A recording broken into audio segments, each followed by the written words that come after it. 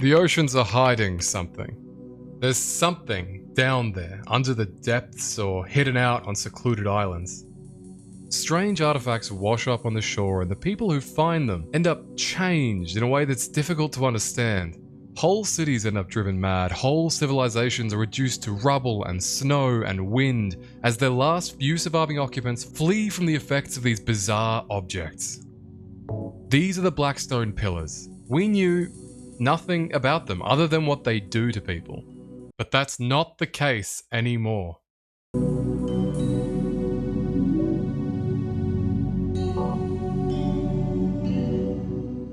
The release of the sailing skill in Old School was the first real opportunity for the player base to explore the oceans of Gielinor, and there are some very interesting, very concerning things out there.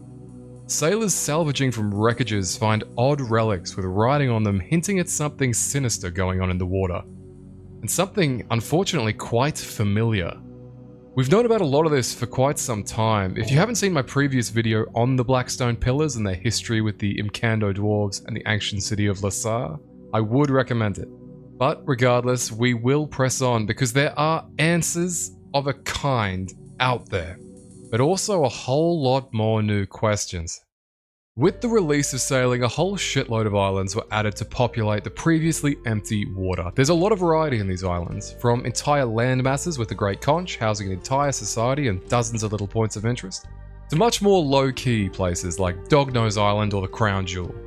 There's one island in particular though that's caught the eye of a few people who are skilled enough to visit it. With 87 sailing, if you go north as you physically can, through the frozen water that requires special equipment, dodge past the frankly terrifying vampire krakens, and you will eventually stumble upon a small, snowy, nondescript island. This is Grimstone Island. It's not much to look at a first glance. Some valuable ore can be mined here, runite, adamant, a new ore called nickel, and a small chest that contains some useful boat schematics, but not much else.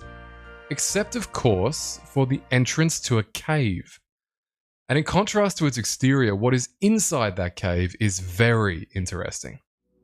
Climbing through the entrance reveals a tunnel flanked by stalagmites and spears. There are a few ice-themed creatures running around the cave, including the new frost dragons, but that's not what we're here to see.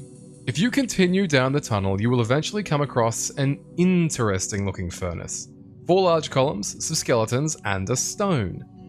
Not just any stone, but a smithing mold. A mold made to smith a very specific thing. This is the ancient mold, and if you've been paying attention, you should immediately recognize that shape. This mold, it would seem, was used in the creation of the Blackstone Pillars. Immediately, about 1,000 questions come to mind. Who made this? How long has it been there? If there's a goddamn mold for these pillars, how many of them are out there? Let's slow down for a moment, because despite how barren this cave is, there are a lot more answers here than you might initially suspect. Let's take a step back and look at the rest of the room. 4 columns and a forge, all of which have some very specific designs. This is the Grimstone Furnace. It is very much not a regular forge. As a matter of fact, it might look just a bit familiar to you, because it's using a lot of the design elements of the sacred forge of the Imcando dwarves, located within Camdozal. While there are differences, this is almost certainly a forge made by the Imcando dwarves, and the similarities do not stop there. The 4 columns that flank the ancient mold might look pretty uninteresting, but the patterns on these columns are identical to patterns found in Camdozal, indicating that again, the Imcando dwarves were behind this. There is more evidence. You see those skeletons? Those are not normal skeletons, my friend. Compare them side by side with a human skeleton, and it'll immediately become apparent that these are the skeletons of dwarves. This entire forge was made and run by Imcando dwarves. Before we examine what exactly that means, and let me tell you, I've got some theories. Let's have a proper look at this ancient mold. Inspect the mold and we're told that it's unnaturally cold to the touch, even in comparison to the rest of the cave. Pretty clearly indicating that there is some kind of supernatural residue at play here. However, there's actually a secret hidden interaction that you can have here. If you bring the Blackstone fragment item from Desert Treasure 2 down here with you, the text on the mold changes. It once again states, it appears to be some sort of smelting mold. It's unnaturally cold to the touch, even in comparison to the rest of the cave. As you stand before it, you hear what sounds like a faint whisper, but it quickly fades. That's not the last we'll be hearing of whispers today, and it's also not the only secret interaction hidden here in Grimstone, but we'll get to that in a minute. The examined text of the ancient mold states that it's incredibly old, a trait that it shares with the nearby furnace. So whatever happened here happened a long time ago. Looking closer at the mold indent itself, we can see that it's meant to make a pillar of a particular size. If you recall, of the 2 Blackstone pillars that we know of, there was a larger and presumably more powerful pillar that wound up in Imcandoria and then later Lasar, and then there was a smaller pillar on Mostly Harmless.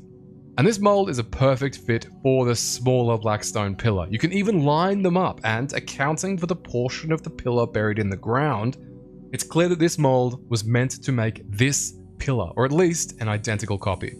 I think that what is being communicated here is that the smaller pillars are mass producible. The book Imcandoria's Fall details how the Imcando dwarves of Imcandoria were wiped out by the influence of the larger pillar. The city was emptied out and the dwarven sages had gone mad trying to summon some kind of creature. Simultaneously, we've now found evidence that seems to indicate that at some point in the far past, Imcando dwarves were trying to mass produce lesser pillars. What does this mean?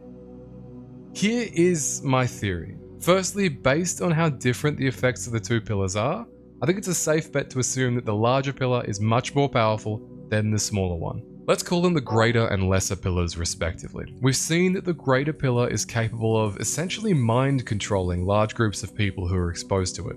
In Lasar, this led to a cult that all gathered to worship the pillar, but in Imcandoria, it led to the city emptying out with only the sages remaining. My theory is that the missing citizens of Imcandoria were exposed to the pillar, and from its influence they were magically compelled to leave the city, find hidden locations like Grimstone Island, and start the process of mass producing lesser pillars to spread the Blackstone influence even further. That explains why the Grimstone furnace is clearly Imcandorian in design, despite the fact that the Blackstone pillars destroyed Imcandoria. It explains why there is a mold specifically for the creation of lesser pillars there, and it explains why there are the dead bodies of 2 dwarves right there, as we've seen in the past what long-term exposure to the pillars does to someone. As a matter of fact, we've actually seen that exact same series of events play out before.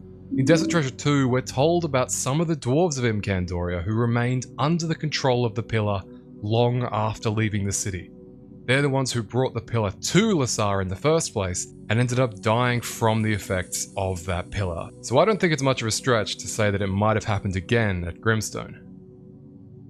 As for now, that's about as far as we could take this information. But there's one last secret hiding here in Grimstone Dungeon.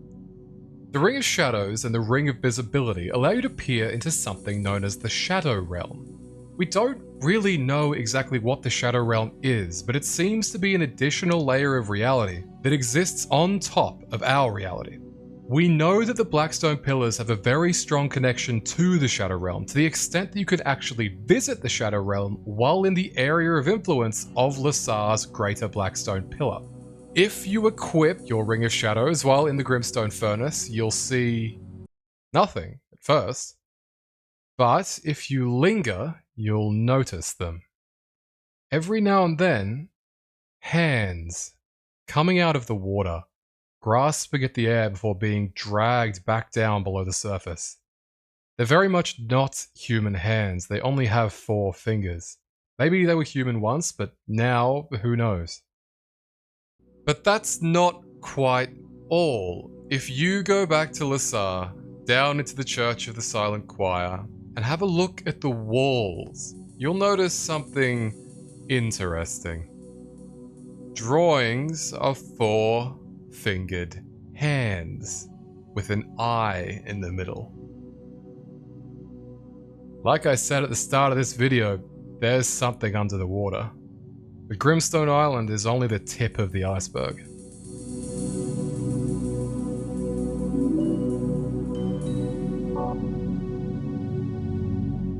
As a part of sailing, you can loot old destroyed boats and wreckages for salvage, which you can clean up at a salvaging station to turn into actual items. Very rarely, there is a chance that you will find one of these 8 rare items. The rusty locket, the moldy block, the dull knife, the broken compass, the rusty coin, the broken sextant, the smashed mirror, and the moldy doll. Now, while these items might just seem like random junk at first glance, you can actually take them to the curator at the Varrock Museum, who'll have a closer look at them for you. And he tells you that on each of these 8 items is a rather concerningly familiar inscription. There is an empire of darkness where hope flickers and dies. There is an open wound that bleeds only darkness. There is a stranger that wears a black mask under their skin. There is an ocean of souls where you are one day fated to swim. There's a choir of souls who you will one day meet. There is a king whose court is made of corpses. There is a priest who prays for the oceans of dead. And finally, there is a monument built in honor of the suffering you desire. While inside the Shadow Realm in Lasar, something speaks to you while your sanity drains away. These inscriptions are identical to what those whispers say. It's admittedly difficult to conclude what this means exactly, but it sure sounds like these relics came from people or civilizations that had contact with the Shadow Realm through the Blackstone Pillars and ended up at the bottom of the ocean as a result. Maybe these civilizations encountered a lesser pillar created by the Imcando dwarves, but regardless, they don't seem to be around anymore for us to ask. However, that's not where it ends. If you manage to get all 8 of these items from salvaging, which is not an easy task mind you, with their individual drop rates hovering somewhere around 1 out of 3,000, you will unlock some very interesting dialogue with the museum curator. You know, that's quite a few items you've brought us that have some sort of strange text on them. Do you think they're all connected somehow? Well, it is rather... Costume man. Yes? When the darkness falls upon you, do you see the spires of the eternal city? When you look upon it, do you hear the songs from within? You are right. The choir sings in unison, but the song is one of silence. It cuts through the waves and pierces the veil until only one question remains. What is this? Oh, sorry about that. I lost my train of thought for a moment there. Are you sure? You said some strange things a moment ago. I was just talking about how you keep finding things with these rather strange phrases on them. Slightly chilling, isn't it? Slightly chilling, yeah. This is, obviously, a concerning conversation, and once again heavily mirrors the whispers of the Shadow Realm. But we're not deep underneath Ice Mountain or riding around in the middle of the ocean. This is a conversation that takes place in the heart of Varrock. There are a variety of interpretations that you can draw from this. Perhaps these 8 objects being in close proximity is sufficient to replicate some amount of the impact of the Blackstone Pillar. Maybe that's why, despite being made of wood and string, they've managed to survive at the bottom of the ocean for so long. Maybe the curator is a secret cultist, but I doubt that. I do want to say that this is not the first time we've encountered someone who says a lot of very concerning things related to Blackstone, only for a moment later to have no memory of it. This exact same thing happens with Kettler, who was actually Sliske, during Desert Treasure 2. During that quest, it seems like this fake conversation resulted far more from the impact of the Blackstone Pillar on us, the player, rather than on Sliske himself. I think that at some point the question changes from what's wrong with this person we're talking to what's wrong with us? I think we might be hallucinating these interactions due to having come in contact with the Greater Pillar in Desert Treasure 2. However, that's admittedly a flimsy theory, as you can have this conversation with the curator without having completed Desert Treasure 2. But then again, it could be that bringing these 8 objects together imparts some kind of concerningly similar effect. But that makes you pause for a moment, doesn't it? These 8 objects are being displayed at the Varrock Museum. in the middle of one of the most important human settlements. If they can have that kind of impact on people here, now, maybe we've got a much more urgent threat to worry about than something maybe washing up on the shores from the ocean. For now, that's all we know, but the information at hand is teasing something. Something is coming. Also, while I won't go into too much detail about it right now, there are other new islands with some very interesting lore implications of their own, like Brittle Island, which has a very mysterious door on it that, if opened, will apparently end the world. I've got some thoughts on that, but that might be for another video. Maybe subscribe if you want to stick around to see that. Of course, I have to mention that what we've got right now is just the first part of sailing. We could see all the oceans and all the islands, but a large amount of them are currently completely inaccessible to the player due to dangerous waters that we can't right now navigate. There are a few of these places on the map that I want to draw your attention to. Everything I'm about to say is pretty heavy speculation based off not a whole lot of information. But listen to this and tell me that it doesn't sound at least a little familiar.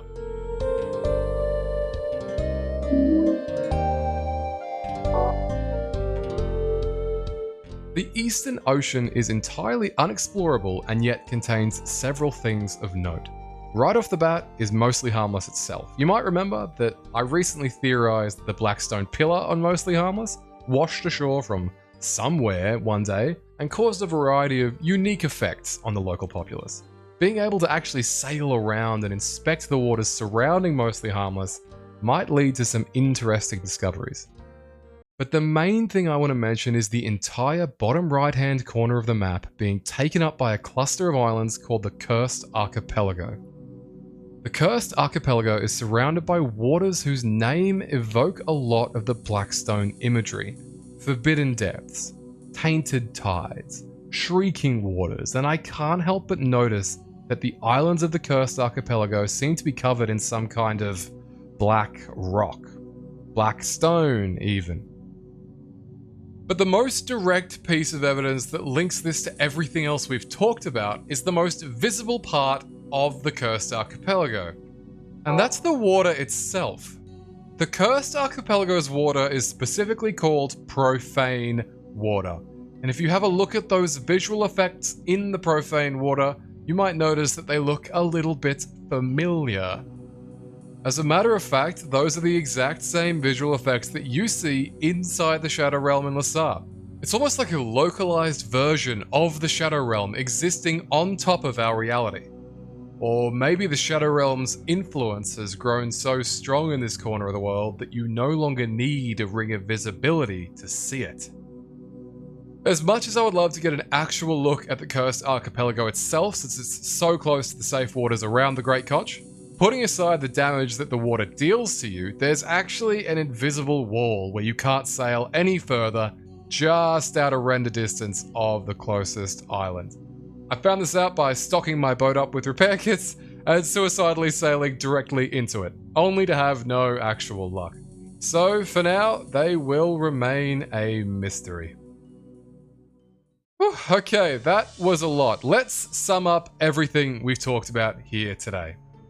The Grimstone Furnace was used to create Blackstone Pillars by Imcando dwarves, specifically the one on Mostly Harmless, and possibly others, going by the salvaging relics.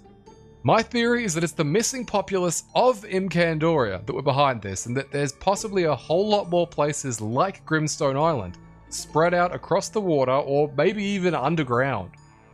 There's a consistent motif of hands, especially four-fingered hands, clawing their way out from the Shadow Realm, pretty clearly hinting to me at least that something is trying to cross through.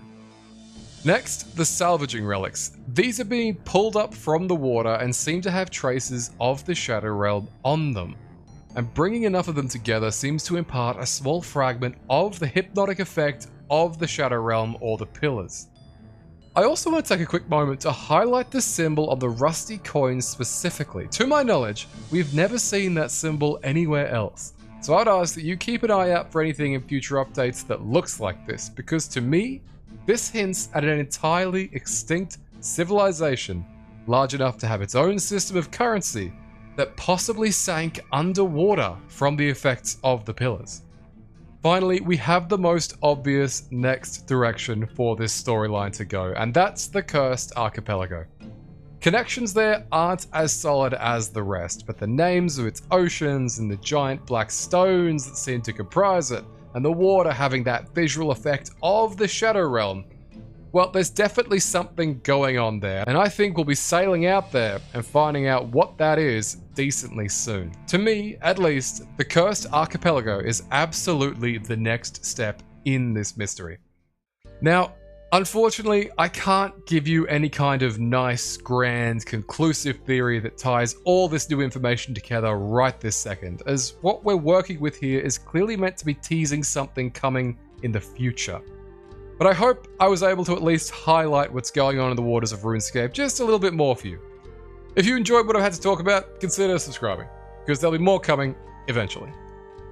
If you've got any thoughts or you've noticed something I'd missed, I'd be super happy to hear it. I found I quite like making these little videos, so I expect to be putting out more in time. Stick around if you're interested. Right now I have my eye on the Fremennik, but that might take a while. They have a lot going on. I also have my Ultimate Iron Man series kicking off again soon. A lot of the inspiration for making these lore videos comes from the weird shit I get up to on that account, so check that out if you're interested. Anyway, that's all I've got for you for now. Stick around and I'll see you next time.